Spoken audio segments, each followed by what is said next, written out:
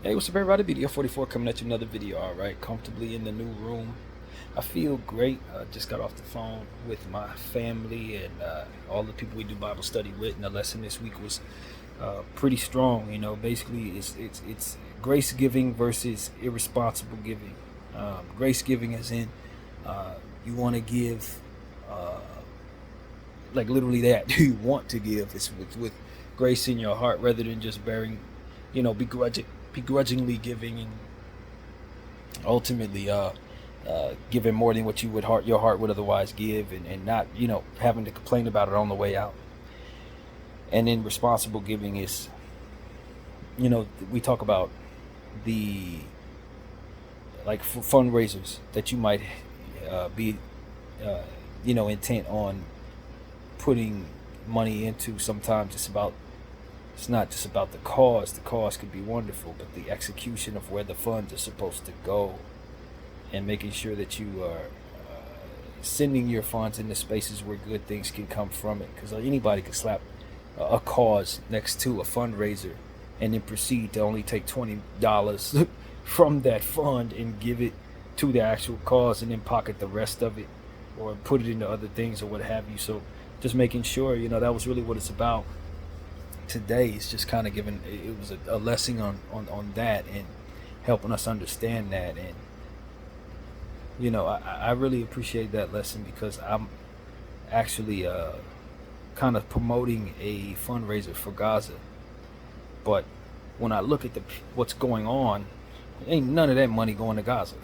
Those people have nothing. They're not getting anything. There's nothing. There's not even a truck coming in. So where's the money going? So at this point, I feel that was directly for me because I don't know if I want to continue to promote that fundraiser. I want them to get money, but if the people I'm thinking about they're drinking salt water tonight, they ain't got no hotel, no hospitals, no beds, none of the stuff that they would otherwise need. Where is the funding going? So I think that was directly for me. I think I might have to look into that. Granted that the one that I put up there is verified. It was posted by people who were out there, people who are promoting the circumstances of truth that's going on in that region. So I trust that who's promoted it to me had their people in mind. But I'm wondering, did they have the conversation needed to be had to say, where the heck is that money actually going? Like, you know what I mean? Like, I was listening to my uncle talk about some of the fundraisers that are supposed to be going to the Middle East in different types of situations. Yeah, the cause is right. The people who are raising the money are righteous. Everybody is great on this end, but once the money gets over there, they end up doing nefarious stuff with the money. It gets in politicians' hands. It gets in warlords' hands. The stuff that they're supposed to be giving to people for free, they buy that stuff up and then make them pay absorbent amount for it, so it never gets to the people anyway. So it's like making sure that the other end of these fundraisers are executed properly. So I think that was important, especially since we're in a time right now where people are more sensitive to what others are going through. People are more likely to give right now because of what they're seeing on in the situation over there. And I just think that that's something to study, and it's something to if you're going to start your own fundraisers, or if you're going to be a part of some corporation that puts together fundraisers, and make sure that the execution of what it is that you're doing serves what it is your purpose truly is. You know what I mean?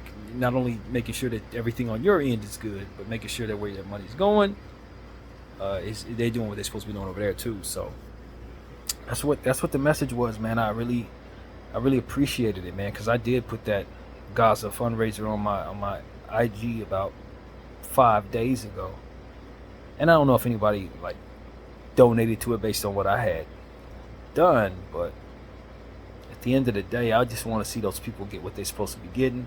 And from what I understand, it ain't a whole lot going over there at all, if anything.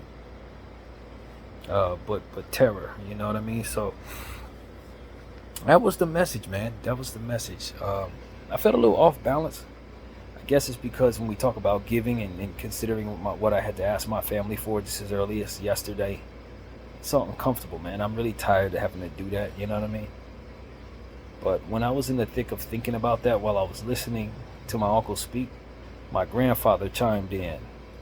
And he was mistaken about what we were talking about, because I think his dementia's kicking in. But I tell you, his voice just provided a certain level of snapping me out of it, you know what I mean? God works in mysterious ways, because my grandfather didn't even know what we were talking about. But I tell you, at that exact moment, I really needed to hear his voice. He could have been saying anything, it didn't matter. But I just needed to hear it. My last parental figure, you know what I mean, still around. And it provided a certain level of refocus, I think is the word I want to use, you know. Just got me back on track to say, you know what, yeah, I ain't got to space out over here thinking about how I've been given so much and ain't really giving back, or I've been given so much and can't really take care of myself. When am I going to get on my feet, you know? Where does this end? What is the end game for my circumstance? You know, I just gotta figure some things out, man. Get frustrated, but at the same time, it's like I'm blessed, man. My family has made it so that my mind is so much more at ease about my circumstances, and I want to put it into this for them. I want to put it into this in a positive way, something that they can appreciate, not doing nothing, you know, that would hurt myself or put me off the earth, but something that they could say this was a good investment on their end. And so it's keeping me going. I appreciate being going, but it's got to be more to it than just me being kept going, you know what I mean? In my humble opinion, it can't just be okay, yep, okay, that's it. So that's what I want to say, man. I'm just very thankful to have a family that's helped me. Very thankful I'm in a room right now that is got an air conditioner in it, but I'll tell you, this air conditioner is not quite needed right now, to be completely honest with you. Turn it off, and I don't quite know how to do that. It's on a timer, so yeah, I just wanted to, and now I'm making it colder. I'm not trying to do that either. I just wanted to turn it off, but yeah, man, I don't know what I'm doing. But anyway, so that's what I wanted to say to you guys, man. Find out how to make that thing turn off. There we go. Now we're in the game with that. So yeah, man, but this room is good, man. You can see, you know, I noticed there's some subtleties. I'm turning the light back off because I'm very comfortable with that. But there's some subtleties in here. The shower works like 20 times stronger. There are hangers in certain areas, not hangers, but like places to put your coat and stuff like that. That wall light that you just saw, the other ones didn't have that. So it's little subtle things that make you know the difference between an air-conditioned room and not. The bed doesn't roll, which I think is actually not preferred for me. I would rather the bed roll because I get to move it out the way to do my workouts and stuff like that. It's a little, you know, this has a real frame to the bottom of it, but the bed is comfortable. It's not lumpy and all that. So I'm very pleased that this is the second room in a row where my bed is comfortable, because the first three were not, or two. I can't even remember if I've been in 5 rooms or 4. I think it's 4, but nevertheless, the first couple beds were hard to sleep on. These last 2 have been great, so I'm very fortunate to have that. And you know, just trying to hold on, man, just like the Lord wants me to do, just like my family wants me to do. Keep trying, don't give up, hold on. You know, it's not the end of the world because things ain't working out, or because you've been in this space for a little while now. Sometimes people be homeless for years, sometimes people be homeless for 30 years, you know what I mean? But I myself feeling like I'm a capable person, and I just want to win this battle against my finances and my mental health. And you know, I think I've been in a good space as of late, especially talking about things that, you know, that help uplift the mind and getting out of some dark spaces that I think I would have probably spiraled if not for the faith that I have these days. So, you know, trying to keep it going, trying to stay positive from here. You know, you're only as good as what your intentions are next. And in my opinion, when it comes to being positive, we've done all this, we've done all that, and if you stop, now you're doing bad. So it's like to stay on track, you know, not just to be pleased with being on track, but staying intentional. So yeah, that's what it is, man. Very thankful that I have a room again, man. There's nothing more thankful than to know where you're gonna lay your head after being in circumstances where it looked like it could go a whole lot of different ways. As early as this morning, it looked like it could go a lot of different ways. So, you know, I encourage everybody to go check out my content. I got riled up there in the last 2 therapy sessions before this one, because you just get to a point where you see people stepping out and now want to talk about what's going on in Gaza. It ain't. I'm not fooled by them. They should have been speaking weeks ago to save lives. If they were intentional on saving lives, they wouldn't have let it go this far. How many dead babies you need to see in your phone before you realize something needs to be done? For me, it was 1.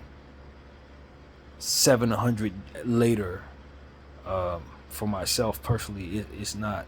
It don't hit the same when you start seeing people emerge from their hibernation or whatever the hell they've been doing for the last several weeks, being quiet. I'm not amused by any of these people who are starting to talk right now. I'm really not. And so that's what it is for me. I'm just angry. You let all this happen before you want to talk. Now y'all want to talk, and some of them still ain't spoken up. So I don't trust what I'm seeing. I don't trust the people behind the people that are propped up in front of me that are meant to entertain me. I take on their entertainment for what it is, but it don't hold the same weight as far as me believing their humanity. And so that's really what it is for me, man.